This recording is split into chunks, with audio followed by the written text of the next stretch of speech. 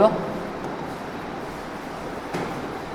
Motion, simple harmonic या oscillatory motion, the first topic इसमें हम लोग डिस्कस करेंगे। ठीक, उसके बाद हम लोग डिस्कस करेंगे दूसरा टॉपिक, इसी में हमारा वेव मैकेनिक्स, वेव मैकेनिक्स को डील करेंगे। तो वेव मैकेनिक्स में क्या क्या डील करेंगे, तो इसमें हम लोग डील करेंगे, पहले हम लोग जनरल इंट्रोडक्शन करेंगे वेव के बारे में, general introduction in wave, wave क्या है, वेव कितना प्रकार का होता है, इसका जनरल इंट्रोडक्शन करेंगे। फिर इसमें आगे हम लोग पढ़ेंगे इसमें साउंड वेव, क्या पढ़ेंगे, साउंड वेव। फिर पढ़ेंगे wave on the string, wave on the string, string में कौन कौन सा वेव आता है वो सब। ठीक है, इसी में तुम्हारा ट्रांसवर्स वेव, लॉन्गिट्यूडिनल वेव, ये सब आ जाएगा, ये सारा टॉपिक इसमें कवर हो जाएगा। ठीक है, और wave propagation, equation of wave, ये जितना भी है ना equation of wave, wave propagation, इसी टॉपिक यहाँ पर खत्म हो जाएगा।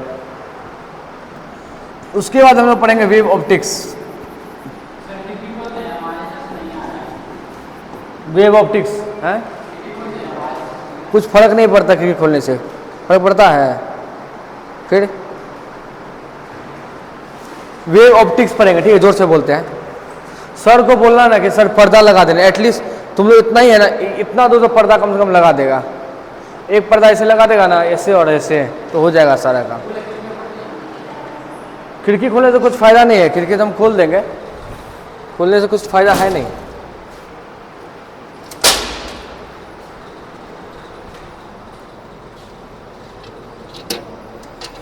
ठीक है,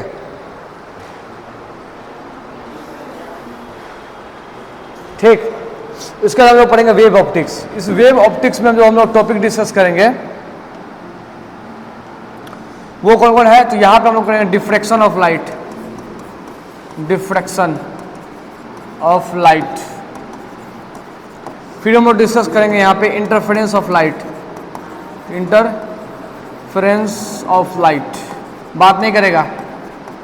फिर हम लोग डिस्कस करेंगे polarization of light, polarization of light, ये टॉपिक इस पर डिस्कस किया जाएगा।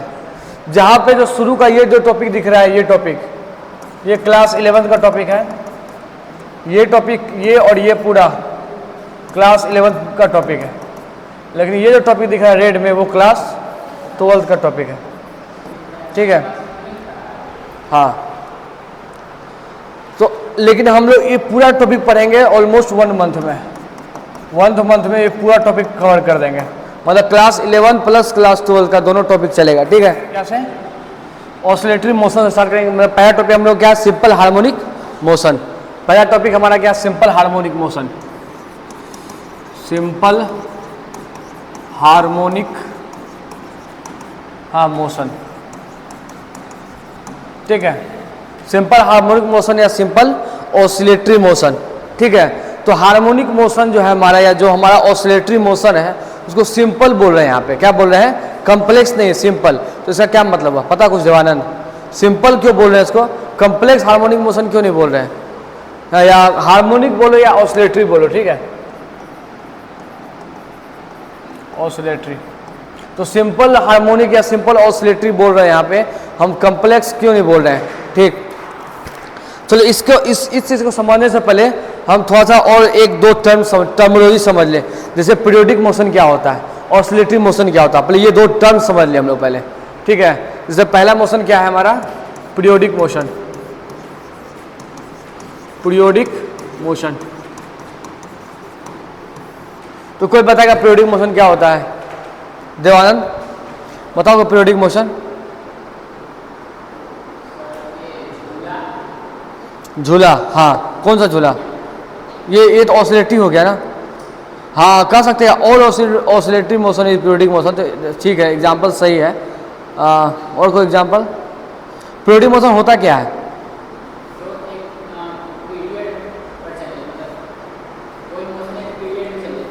पीरियड पे नहीं चले, हाँ पीरियड होना चाहिए, एक रेगुलर टाइम इंटरवल होना चाहिए। जैसे सपोज करो कि यहाँ एक है तुम्हारा, ये तुम्हारा घर है, और यहाँ पे है तुम्हारा ये कोचिंग जहाँ तुम लोग पढ़ रहे हो, DNV पढ़ रहे हो, और ये तुम्हारा घर है। और ये मान लेते हैं सपोज करो कि यहाँ से यहाँ तक 1 किलोमीटर है, ठीक है। तुम डेली 1 AM में या सॉरी PM में, वो 1 बजे तुम डेली जैसे 1 बजता है तुम यहाँ पहुँचते हो और यहाँ 2 बजे पहुँच जाती हो, फिर 2 बजे से यहाँ निकलती हो, यहाँ 3 बजे पहुँच जाती हो, फिर 3 से यहाँ निकलती 4 बजे यहाँ तुम पहुँच जाते हो। तो तुम क्या कर रही हो कि एक ही डिस्टेंस को तुम ट्रेवल कर रही हो एक रेगुलर इंटरवल में। क्या हम लोग सेम पाथ को कवर करते हैं एक रेगुलर इंटरवल में कर रहे हैं, उसको क्या बोलेंगे? Periodic motion. जैसे तुम्हारा हुआ दूसरा एग्जांपल देखो, सन है, सन के चारों ओर क्या मोशन कर रहा है? तुम्हारा अर्थ मूव कर रहा है। तो अर्थ क्या है कि एक ही टाइम, अब एक ही टाइम इंटरवल में 365 हर 365 डे में ये यहाँ से पास करेगा, ऐसे वो यहाँ 365 डे में यहाँ पहुँच जाएगा। तो हमेशा ये क्या है? एक ही पाथ पे क्या कर रहा है? रेगुलर इंटरवल में ट्रेवल कर रहा है। तो ऐसा मोशन जिसमें एक ही पाथ कवर किया जाए एक रेगुलर टाइम ऑफ इंटरवल में, उसको क्या बोलेंगे? पीरियोडिक मोशन, ठीक है। तो डिफरेंशियल लिखे तो इसको इरेज करते हैं।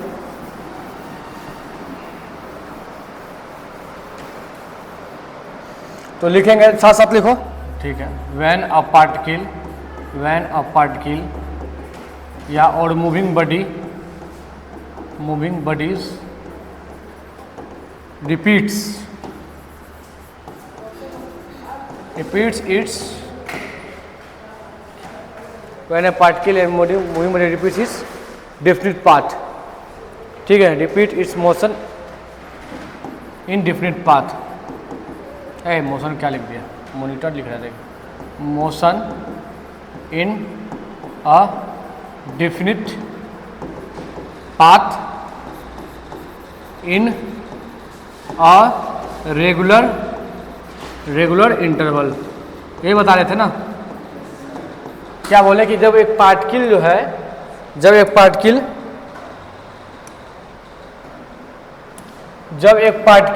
यार जब पता नहीं सर कलर चेंज करते हैं होता ही नहीं है।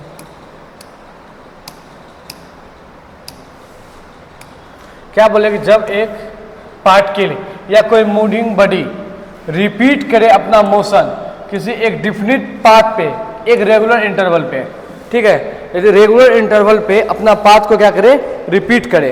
जैसे हम एग्जांपल क्या बताए थे अभी, ये सन है हमारा और इसके चारों ओर किसका मोशन हो रहा है? अर्थ का मोशन हो रहा है, अर्थ।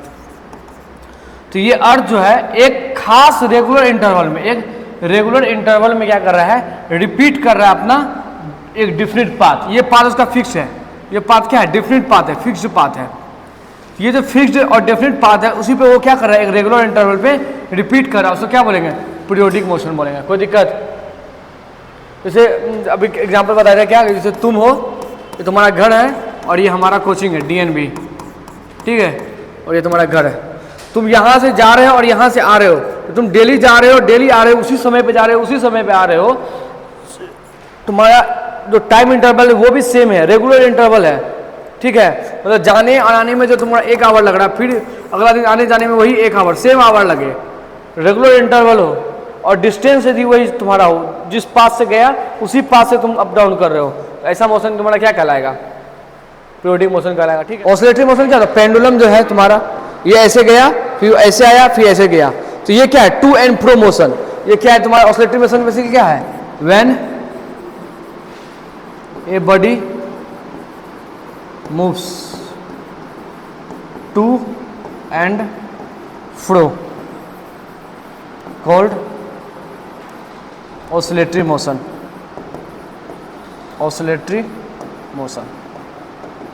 ठीक है।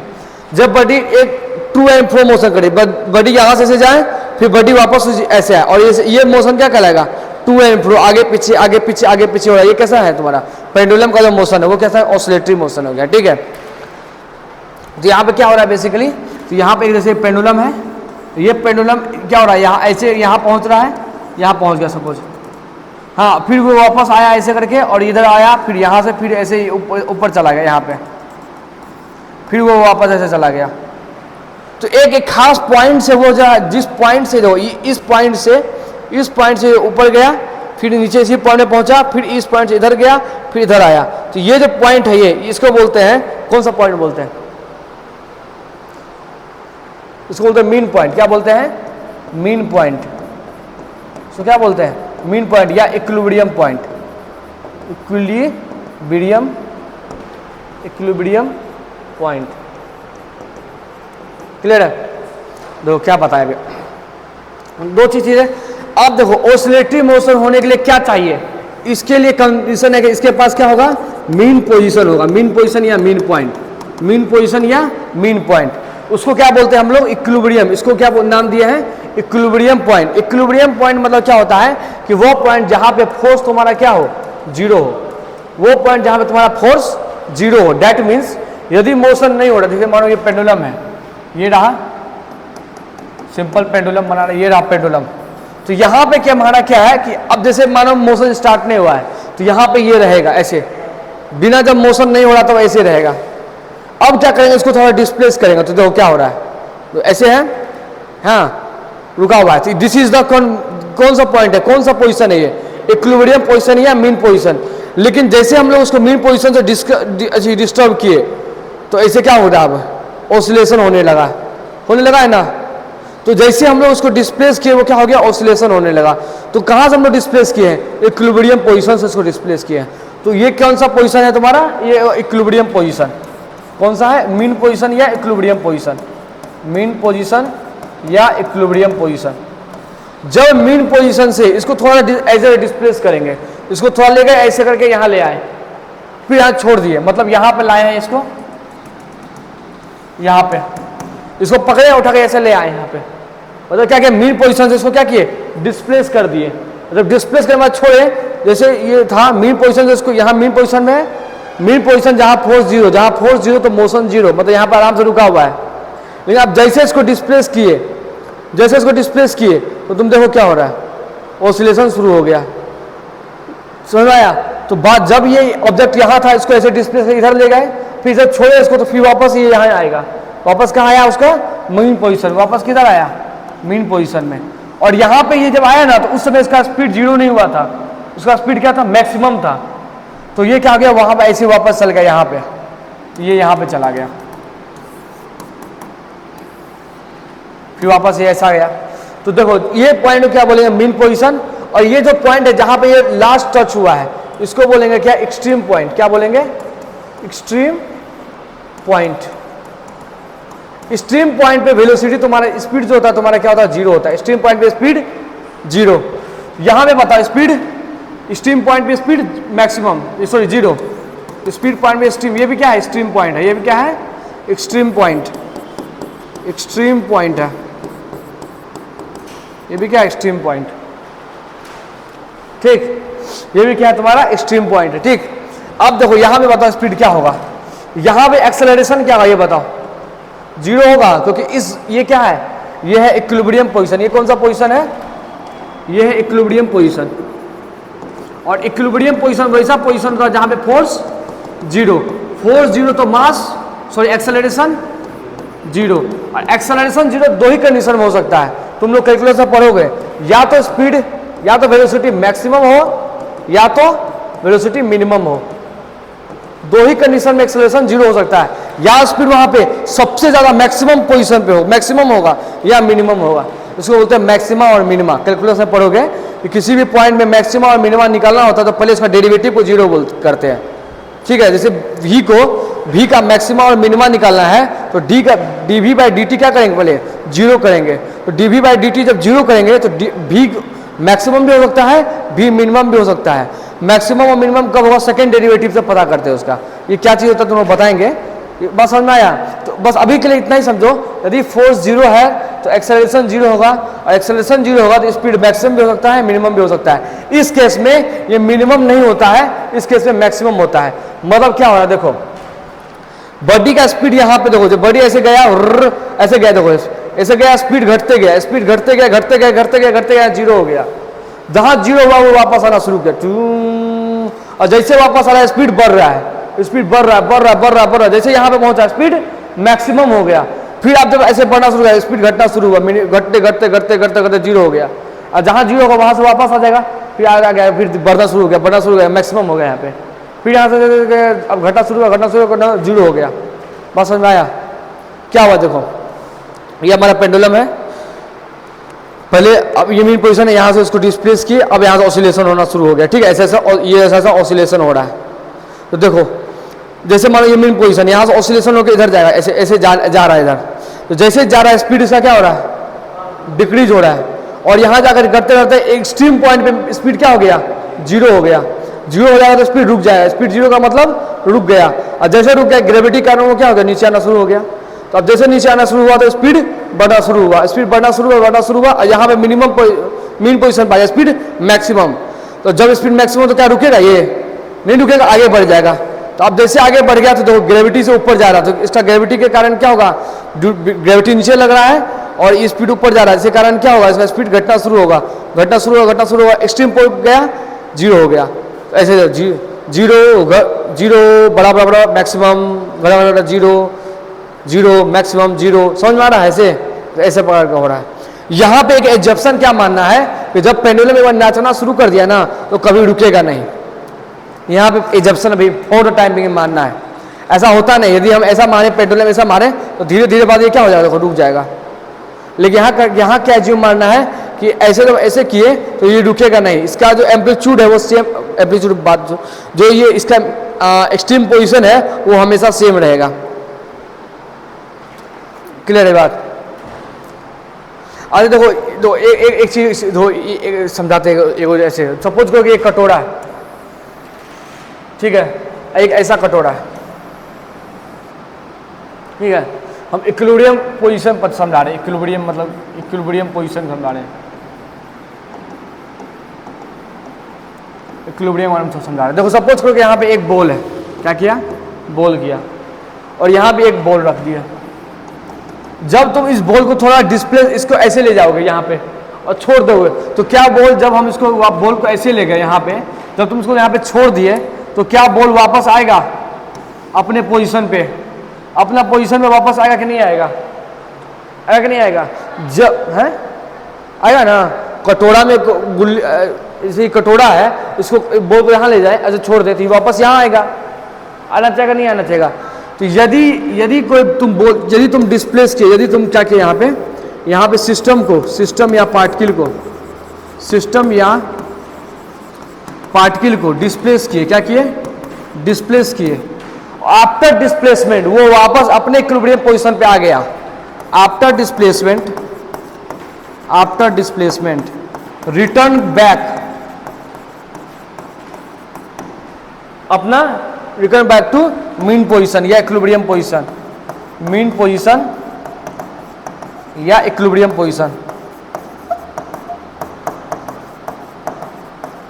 तो ऐसा इक्विलिब्रियम को बोलते हैं स्टेबल इक्विलिब्रियम। क्या बोलते हैं इसको स्टेबल इक्विलिब्रियम बोलते हैं, स्टेबल इक्विलिब्रियम।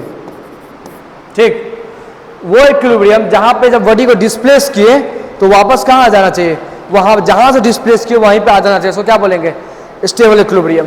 इस केस में देखो यदि इसको धक्का मारेंगे यहाँ से तो हुर्र नीचे आ जाएगा, क्या ऊपर जाएगा, ये इस नहीं जाएगा वापस।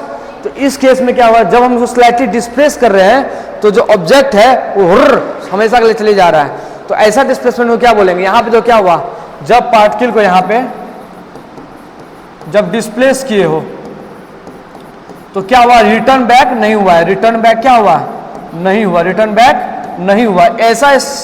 ऐसा तो ये दो, ये अभी भी इक्विलिब्रियम पोजीशन है ना, जहां पे वो अस्थिर से दो, जहां पे चुपचाप खड़ा रहे वो पोजीशन क्या होता है, इक्विलिब्रियम पोजीशन। जहां पे वो चुपचाप खड़ा रहे, तो यहाँ पे चुपचाप है ये, जब तक तुम छेड़खानी नहीं करोगे यहाँ चुपचाप है ये, तो ये भी इक्विलिब्रियम पोजीशन है। क्या ये यहाँ पे चुपचाप है, ये भी यहाँ पे चुपचाप है, ये भी इक्विलिब्रियम पोजीशन। लेकिन ये स्टेबल इसलिए है क्योंकि जहां पे चुपचाप खड़ा था मार के यहाँ भगा दिए, थेथर है, वापस यहीं आ गया।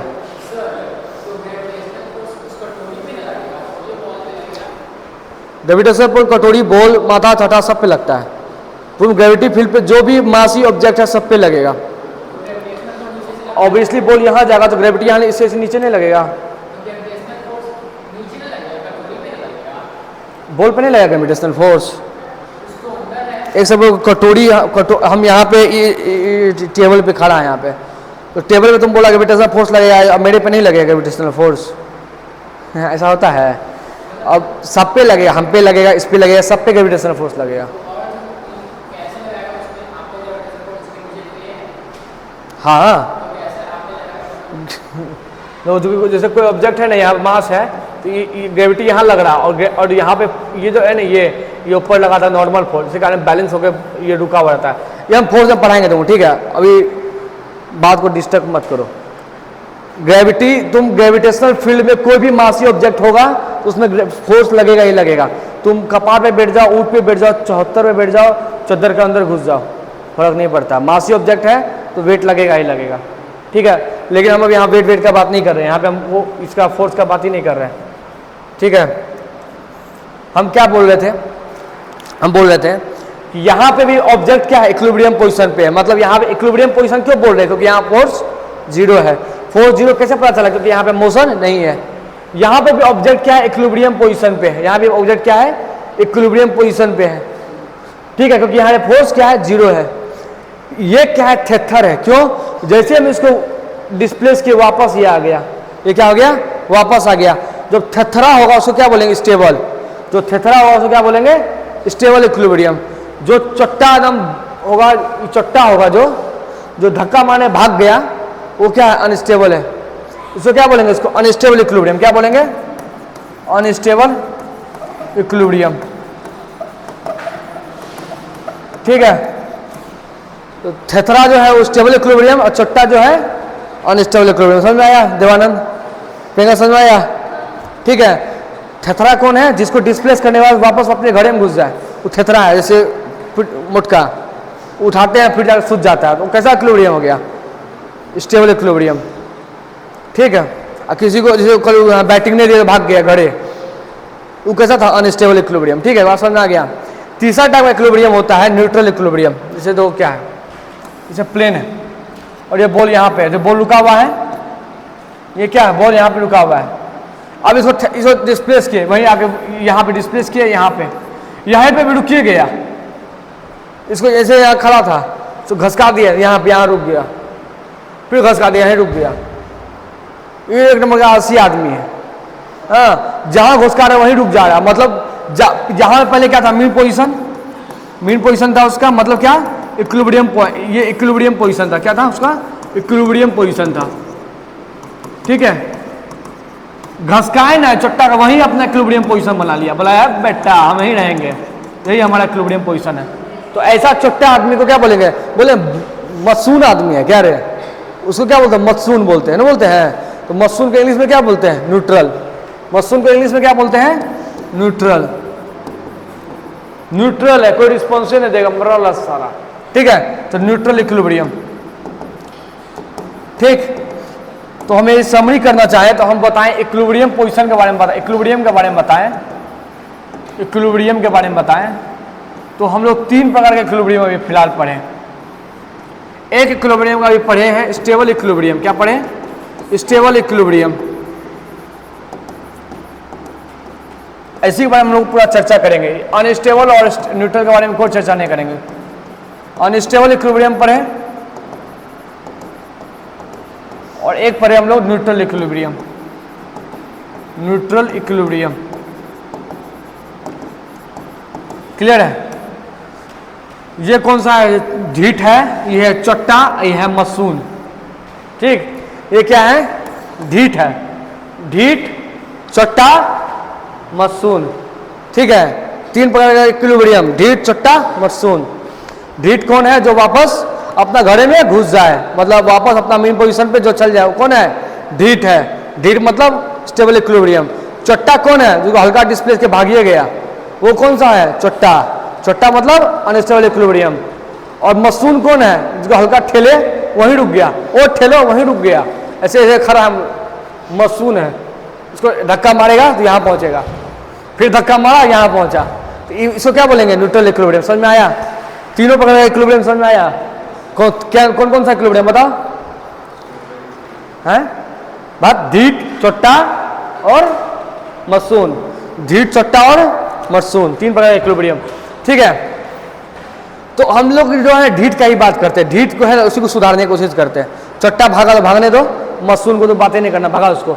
हम लोग इसका बात करेंगे ढीठ का, मतलब स्टेबल इक्विलिब्रियम का ही अब हम लोग डिस्कस करेंगे, ठीक है? ठीक, तो चलो स्टेबल इक्विलिब्रियम डिस्कस करेंगे। अब तो तो क्या कर रहे हैं, ये क्या है, स्प्रिंग मास सिस्टम, ठीक है, स्प्रिंग है, स्प्रिंग के साथ क्या लगा हुआ है, मास लगा हुआ है, और वो सिस्टम है, उस पर थोड़ा देखते हैं। ऐसा है, यहाँ पे स्प्रिंग लगा हुआ है,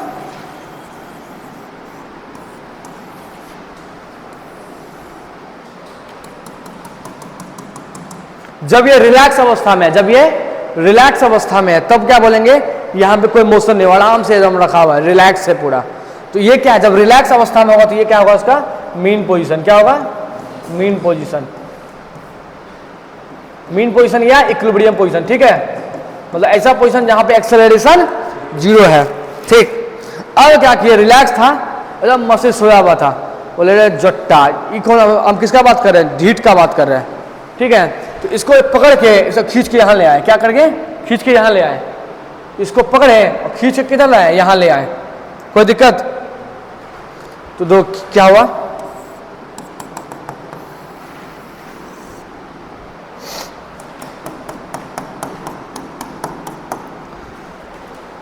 तो इसको हम लोग खींच करके ऐसे यहाँ ले आए,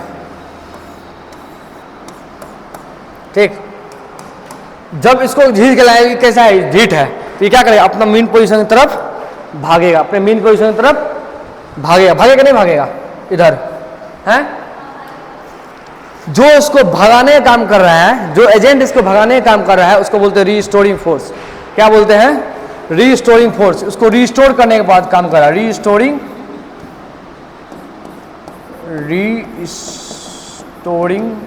फोर्स, ठीक है।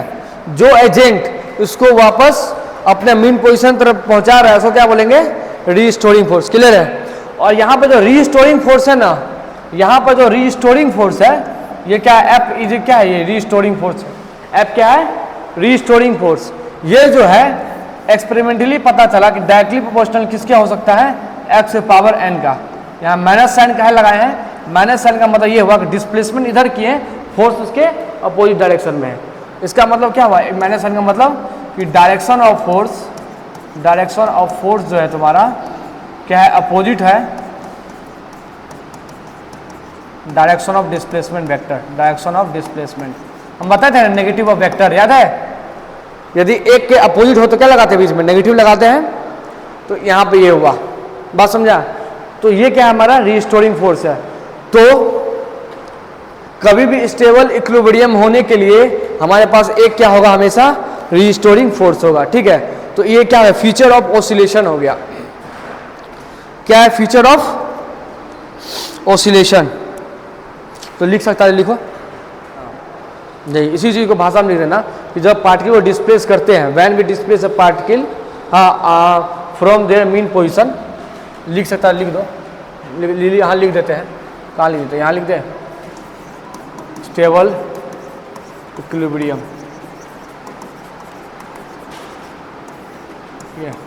When we displaced, when we displaced a particle from their mean position, from their mean position, then they return back to their mean position। हाँ, अब किसी कारण रिटर्न बैक हुआ, because of restoring force. Restoring force क्या किया, इसको return back किया। That type of equilibrium, that type of equilibrium is called stable equilibrium.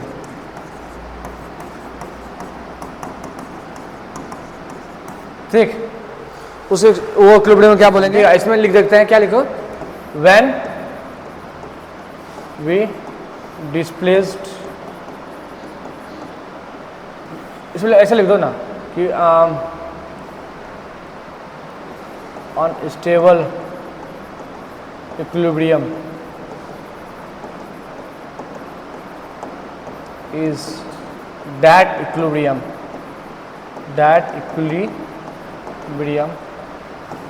in which body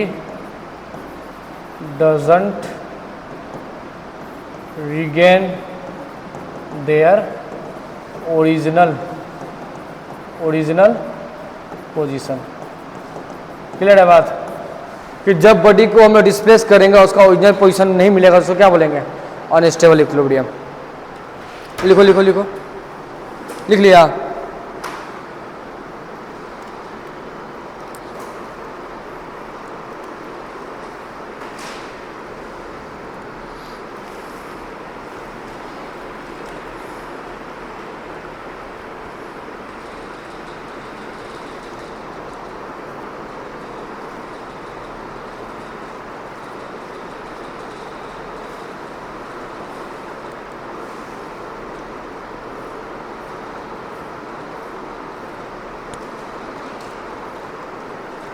summary क्या क्या है?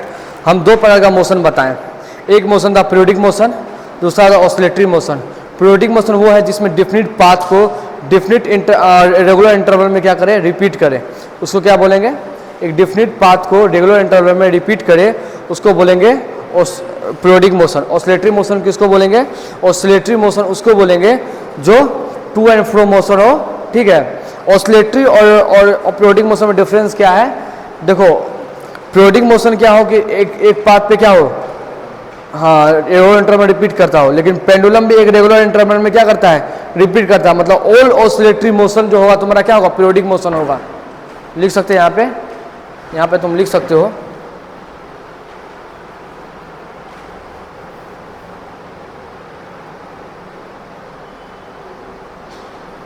लिख दो पीरियोडिक मोशन में क्या था तुम्हारा? पीरियोडिक मोशन में हम लोग क्या बताए थे? यहाँ पर डिफिनिट पाथ ट्रेवल होगा, travels in regular, definite path repeated, ऐसा लिख देते हैं। Definite path repeated in regular interval of time, ठीक है। Definite path repeated in regular interval of time, ठीक है। और ऑसिलेटरी मोशन में क्या बताए थे? ऑसिलेटरी मोशन हमारा ये था टू एंड फ्रो मोशन, ठीक है। तो तुम देखो टू एंड फ्रो मोशन में यहाँ भी तो रेगुलर, यहाँ भी रेगुलर इंटरवल में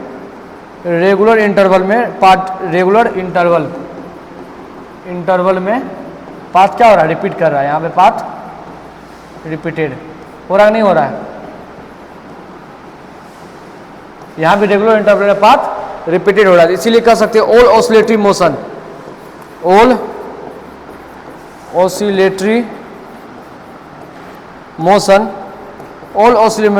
is a periodic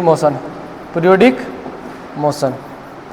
all oscillatory motion is a periodic motion, ठीक। दूसरा बात यहाँ पे,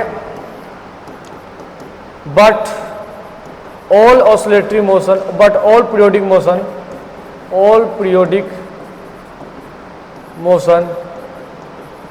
इज नॉट ऑसिलेटरी मोशन। क्यों नहीं होगा? क्योंकि ऑसिलेटरी मोशन होने के लिए क्या चाहिए? मीन पोजीशन का जाना चाहिए। नीड किस चीज़ का नीड है? मीन पोजीशन का नीड है। मीन पोजीशन होना चाहिए तभी ना होगा oscillatory. To and fro motion कब होगा? जब मीन पोजीशन होगा। लेकिन पीरियोडिक मोशन में क्या है? यहाँ पे मीन पोजीशन नहीं होता है, नो मीन पोजीशन। तो यहाँ मीन पोजीशन नहीं होता, क्या ये ऑसिलेटरी मोशन होगा? ये ऑसिलेटरी मोशन नहीं होगा। बात क्लियर है? पीरियोडिक मोशन में मीन पोजीशन नहीं होता, इसलिए वो ऑसिलेटरी मोशन नहीं होता है। लेकिन ऑसिलेटरी मोशन एक रेगुलर इंटरवल ऑफ टाइम पे उसका पाथ रिपीट करता है, इसलिए ये पीरियोडिक मोशन होगा। बात क्लियर है?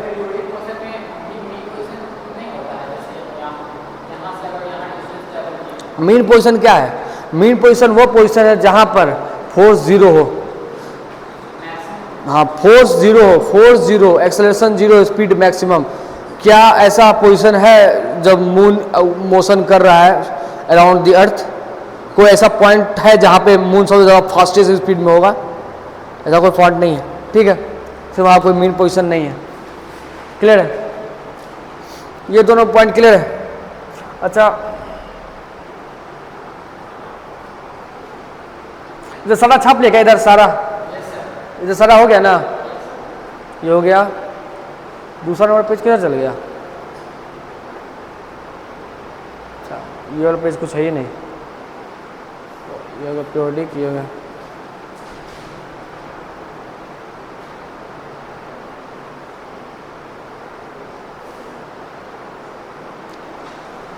तो अब फीचर्स ऑफ, अब टॉपिक क्या है हमारा, फीचर ऑफ ऑसिलेटरी मोशन।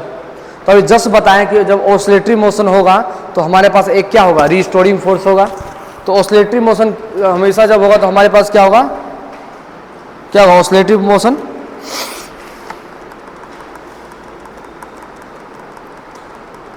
ठीक है। तो पहला इसमें फीचर में क्या होगा, क्या लिखेंगे,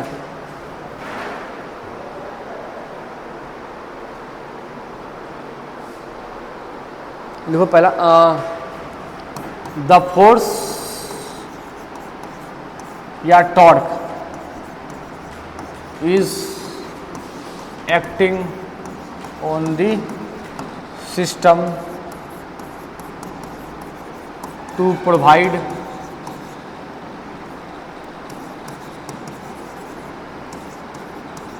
ऑसिलेटरी मोशन, ठीक है। जैसे फोटो बना देते हैं,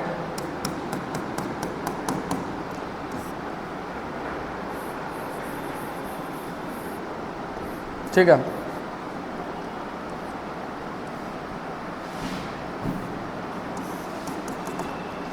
पहले यहाँ पे था, मेन पोजीशन यहाँ पे था, ठीक है। और इसको क्या किया, यहाँ पे एक्स डिस्प्लेस कर दिया, यहाँ पे एक्स डिस्प्लेस कर दिए, पहले यहाँ पे था उसको यहाँ पे ले आए, एक्स डिस्प्लेस कर दिए। तो इधर की ओर क्या लगेगा, रिस्टोरिंग फोर्स लगेगा, ठीक है। इधर की ओर रिस्टोरिंग फोर्स लगेगा एफ, और डायरेक्टली प्रोपोर्शनल होगा एक्स से पावर एन, और यहाँ नेगेटिव साइन लगाएगा। नेगेटिव साइन का क्या मतलब है कि फोर्स का डायरेक्शन जो होगा हमेशा इस तरफ है, तुम्हारा फोर्स का डायरेक्शन, डिस्प्लेसमेंट डायरेक्शन किधर है, इधर है, डिस्प्लेसमेंट का डायरेक्शन इधर है। इस नेगेटिव का मतलब यही है, इस नेगेटिव का मतलब ये है कि डिस्प्लेसमेंट इधर कर रहे हैं तो फोर्स इधर लग रहा है। जब वेलोसिटी इधर है, फोर्स इधर लग रहा है, तो वेलोसिटी धीरे धीरे क्या होता है, स्लो डाउन होता है, ठीक है। बताते हैं अभी, देखो पहला,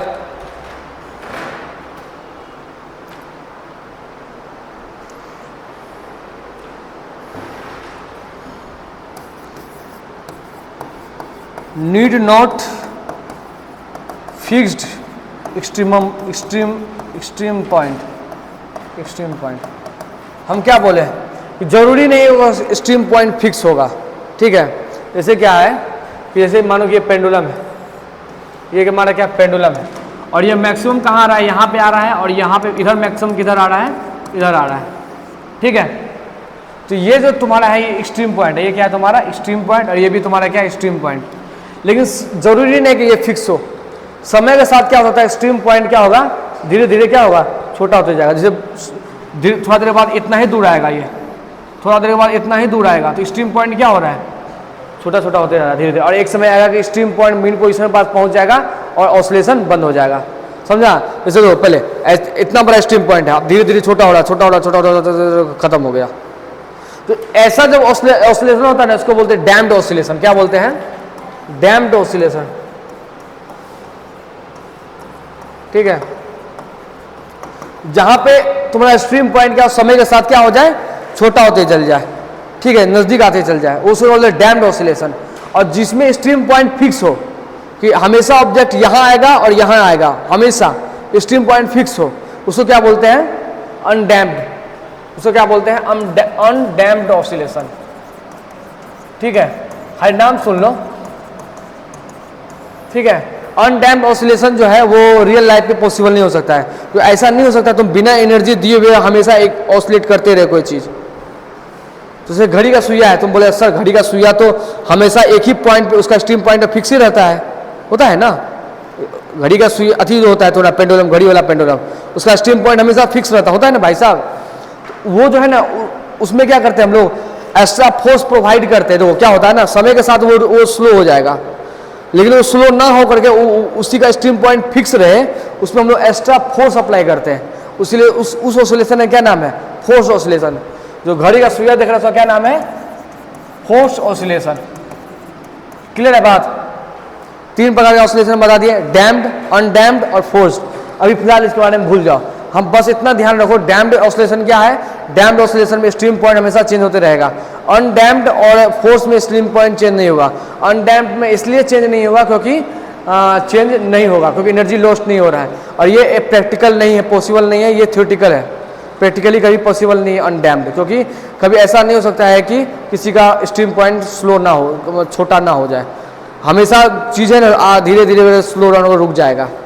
और फोर्स क्या है कि रोकना नहीं है, यदि ऐसा करके ऐसे स्लो ठेल दो थोड़ा सा, जैसे झूला झुलाते थे क्या, तो झूला झुलाते थे तो रोक देते थे, तो वही समझ में आया बात। तो ये चीज मिटा देते हैं, ये सब लोग बाद में बताएंगे, डैम्ड अनडैम्ड ये सब, ठीक है।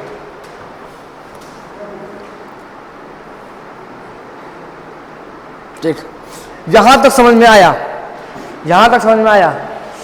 अभी तक हम लोग सिंपल हार्मोनिक मोशन स्टार्ट नहीं किए, अभी तक हम लोग सिंपल हार्मोनिक मोशन स्टार्ट नहीं किए हैं। हाँ, लेकिन इतना समझ में गया, हार्मोनिक मोशन मतलब ऑसिलेटरी मोशन अभी तक स्टार्ट नहीं किया हम लोग। Simple oscillatory motion, simple harmonic motion अभी तक स्टार्ट नहीं हुआ है, तो स्टार्ट करने के और में है। देखो अभी हम लोग क्या बताएं, पीरियोडिक मोशन बताएं, पीरियोडिक मोशन, ठीक है। इस मोशन को हटा के हम मैथ पढ़ा रहे हैं, फंक्शन कर देते हैं, मैथ का हटा के फंक्शन कर देते हैं, पीरियोडिक फंक्शन।